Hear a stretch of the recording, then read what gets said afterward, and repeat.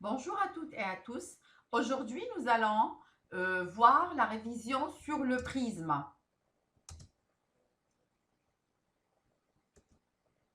Alors, c'est quoi un prisme?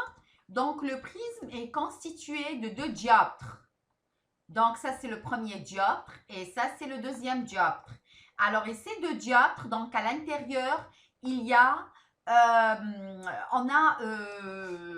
veut dire un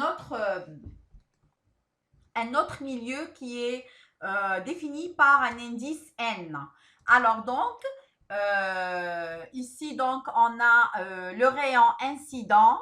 Alors le rayon incident, dès qu'il tape la première face du prisme, donc il va former alors un angle d'incidence qui s'appelle I. Alors cet angle incidence, on le mesure par rapport à la normale, au premier dioptre ou à la première surface. Donc, le rayon va être réfracté à l'intérieur et il va former un angle R. Après, dès qu'il frappe la deuxième face du dioptre, donc il va former un autre angle d'incidence qui s'appelle R'. Et après, il sort avec un angle I'. Alors, le R et le I dépendent des milieux N et N', ainsi que R' et I'.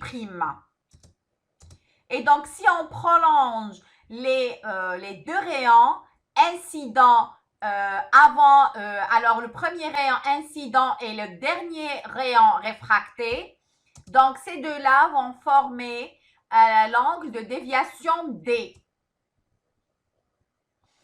Alors les relations les plus importantes du prisme sont les suivantes. Donc chaque prisme est caractérisé par un angle A.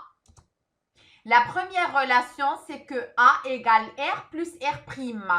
R, c'est le rayon de réfraction sur le premier dioptre et R', c'est le rayon d'incidence sur la deuxième face du deuxième dioptre.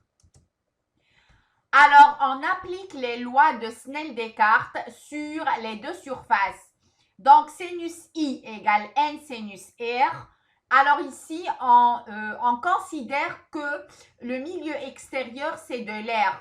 Et l'air est caractérisé par un indice de réfraction égal à 1. Et donc, égal à N sinus R. Alors, sur la deuxième surface, on a sinus I', donc égal à 1 sinus R'. Ça, c'est les deux lois de Snell-Descartes qui caractérisent le prisme. Et la troisième loi qui définit ou qui calcule le D, qui est alors l'angle de déviation, c'est I' plus I moins A. Et donc, pour arriver à cette relation, il faut vraiment de la géométrie. Alors, vous n'êtes pas censé de tout démontrer. Alors, ce que vous allez faire, c'est d'utiliser ces relations dans les applications numériques. Alors, celui-là, c'est l'exercice numéro 4 de la série de GAT et de Géol. Un rayon lumineux monochromatique arrive sur la face AB d'un prisme d'angle au sommet A égal à 60 degrés placé dans l'air, N' égale à 1. Voilà. Donc ici, j'ai l'air, donc le prisme est à l'intérieur de l'air. La première question, c'est d'écrire les relations liant I et R, I' et R', A, R et R', D, I' et A ou D et la déviation totale subie par le rayon lumineux à la sortie. Donc, ce qu'il est demandé dans la première question, c'est de faire un petit rappel des relations. La deuxième question, en décrivant l'expression de la déviation par rapport à l'angle d'incidence I, on montre que D présente un minimum pour I égale I' égale à IM, tel que D égale 2IM moins 1.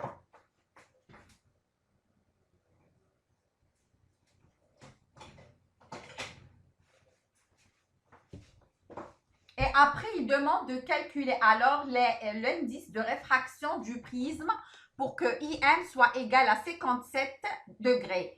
Alors regardez, l'exercice vous semble très difficile, mais finalement, il est très très facile. Alors quand vous allez suivre la résolution de cet exercice, vous allez comprendre qu'il n'y a pas de grandes choses à faire vraiment. C'est juste des rappels de relations et des applications numériques. Alors, premièrement, écrire les relations liant. Alors, donc, les relations demandées, c'est les relations qu'on vient de voir tout à l'heure. C'est le sinus I égale 1 sinus R et le sinus I' égale 1 sinus R' et D égale I plus I' moins A et le A égale R plus R'. Ça, c'est la réponse de la première question. Alors, la deuxième question, la déviation minimale des M égale 2IM moins A. Alors, ça, c'est les données. Et donc, on a application numérique, dm égale 2 fois IM moins A. Donc, c'est 2 fois 57 moins 60 qui est 54 degrés. Et donc, ici, il demande de calculer l'indice de réfraction, le N.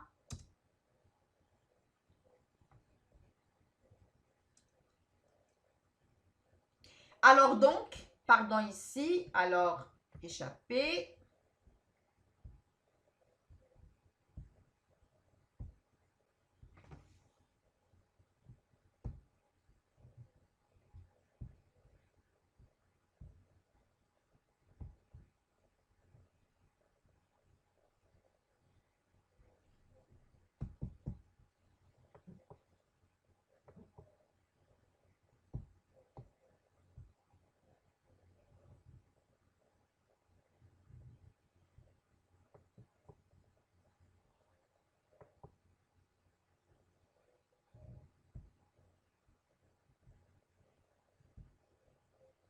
Alors ici, vous avez sinus A plus dm sur 2 divisé par 2.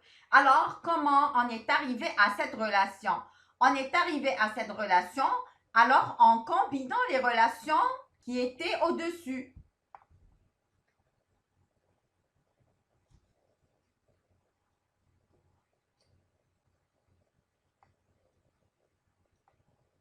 Alors donc,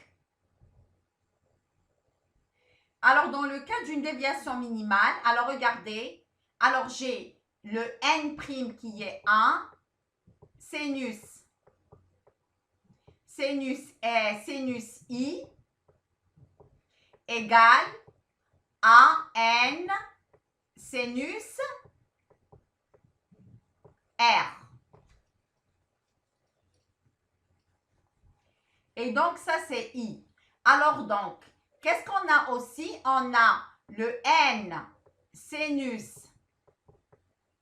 le R' égale à 1, alors sinus I'. Alors, dans le cas où I égale à I' égale à IM, voilà. Et donc, ces deux-là sont égaux. Par conséquent, le N sinus R égale N sinus R'. Donc, le R égale à R'. Et donc, à partir de la relation de A qui est égale R plus le R', et donc le R égale à R', donc le A égale 2R. Et par conséquent, le R égale A sur 2. Voilà. Alors, dans ce cas-là, à partir de cette relation, donc on a le sinus I égale N sinus R. Ça veut dire qu'il faut faire tirer le N à partir de cette relation.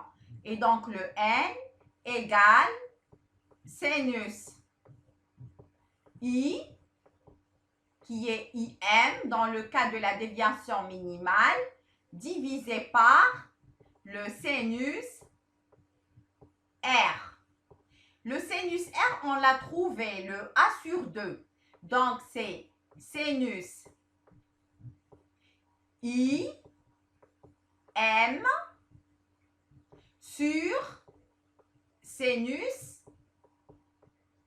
A sur 2. Alors maintenant, il nous reste le problème de IM. Alors, si je reviens aux données, alors j'ai le IM, c'est bon. Alors, si j'ai le IM, donc il n'y a pas de problème.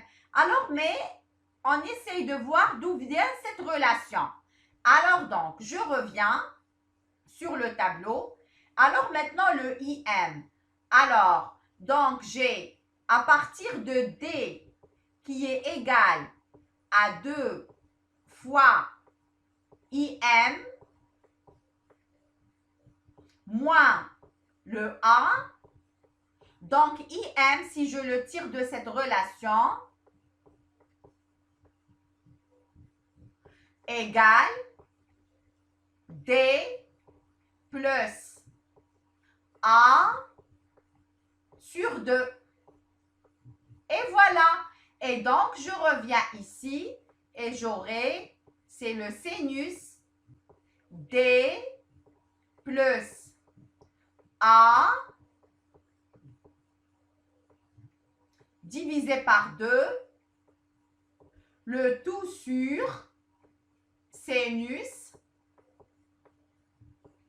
A sur 2. Voilà. Et voilà. Et donc ça, on a démontré la relation qui a été donnée dans l'exercice.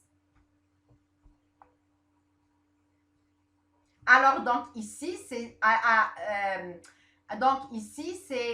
sinus A sur 2. Alors, j'essaye de... Donc, au dénominateur, j'ai le sinus de A sur 2.